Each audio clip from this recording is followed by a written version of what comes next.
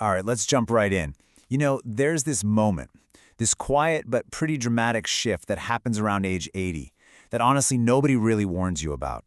It's like your body decides, nope, we're not just aging anymore. It completely changes the rules of the game.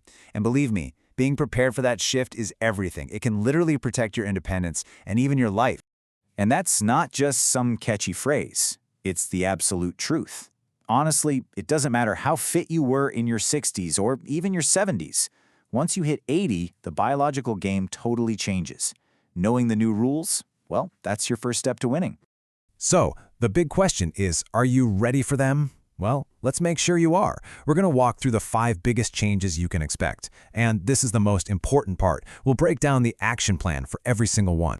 All right, first up, the great muscle decline. Now, this is the one that catches almost everyone off guard. Your body starts losing muscle at a speed that's, well, it's unlike anything you've ever experienced before. Yeah, this actually has a medical name. It's called sarcopenia. And let me be crystal clear about this. After you turn 80, sarcopenia becomes one of the single most dangerous threats to your mobility and to your independence. It's a big deal. Okay, just take a look at this. This chart tells a really startling story. So between the ages of 30 and 70, most of us lose about, say, 3 to 5% of our muscle mass per decade. That's kind of normal. But look at that bar on the right. That's what happens after age 80. The rate just explodes. It can triple, jumping up to 15% in a single decade. That's wild. So why is this so incredibly critical? I mean, really, think about it. Your muscles are what hold you up. They're what let you get out of a chair, carry your own groceries, and maybe most importantly, they're what stop a simple stumble from turning into a total disaster. When those muscles get weak, your risk of falling just skyrockets. And a fall when you're over 80? It's just not a small thing. A broken hip at this age carries a shocking mortality rate. Look at this number, 20 to 30%. Let that sink in. That's how many older adults who break a hip will die within 1 year. Not from the break itself, but from all the complications that come after. Okay, so here's the most crucial part. What can you actually do about it? The good news is the plan is simple and it's incredibly effective. First, you've got to start some resistance training, maybe 2 or 3 times a week.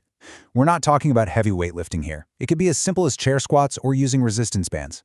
Second, you have to fuel those muscles with enough protein. The big takeaway here is simple. Your muscles can absolutely be maintained at any age. It really truly is a choice between use it or lose it. All right, so just like we've got to protect our muscles, we also have to protect our command center, the brain. So let's move on to our second big point, keeping the brain sharp. Now, it's really important to get this straight right off the bat. It is completely normal for your brain's processing speed to slow down a little. It takes you a bit longer to recall a name or find just the right word. That is not dementia. That's just a natural part of aging. Dementia, that's a whole different ballgame. It's a serious medical condition, and we need to be really clear about the difference so we don't cause unnecessary panic. However, we also have to be realistic. The risk does go up.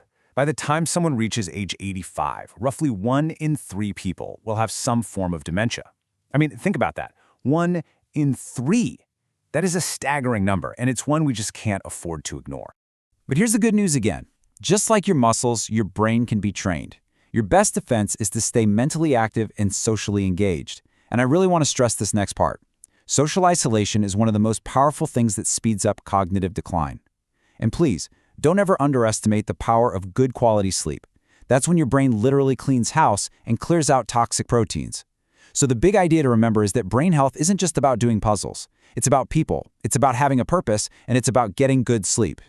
Okay, on to our third major change. And this one, well, it works hand in hand with muscle loss to create a really dangerous situation. We're talking about your bones becoming significantly more fragile. Brittle bones, big dangers. So what's happening here? It's not just that your bones get thinner. The real issue is that their internal architecture, that spongy, honeycomb-like network that gives them all their strength, it starts to become weak and porous. And that means that even something like a minor bump or even a really forceful sneeze could cause a fracture. It's serious. So how do we fight back against this? Well, first things first, get a bone density scan. You have to know where you stand. Next, make sure you're getting enough calcium and vitamin D. Those are the building blocks. And finally, you gotta keep moving. Weight-bearing exercises, even just walking, send a direct signal to your bones telling them to stay strong. The key thing to remember is this: your bones are living tissue. They are constantly responding to what you do and what you eat, even after 80. Okay, this brings us to point number 4, which honestly is where everything we've talked about so far kind of comes together. We're talking about the balance problem, a serious decline in your balance and your coordination. Yeah, you could really think of it like an equation. You take weaker muscles, you add fragile bones, and you combine that with a natural decline in your senses, like your vision and that balance system in your inner ear, and what do you get? You get the perfect storm for a life-altering fall. So your stability plan here is absolutely non-negotiable.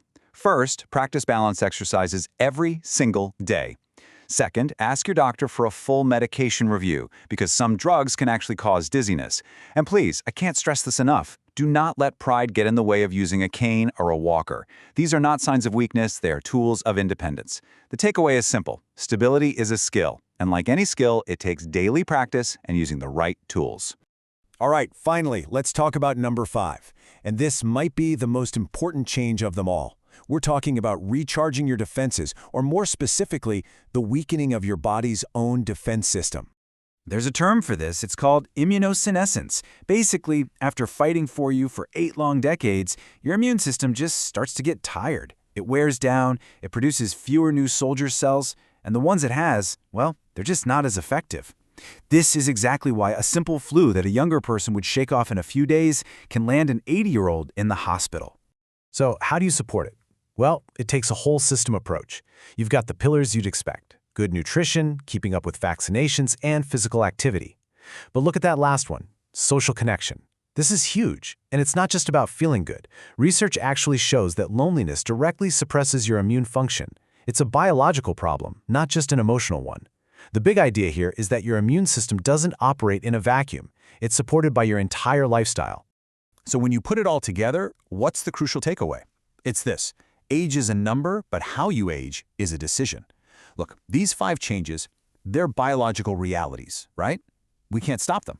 But the degree to which they affect you, the speed at which they happen, the impact they have on your quality of life, that is largely within your control.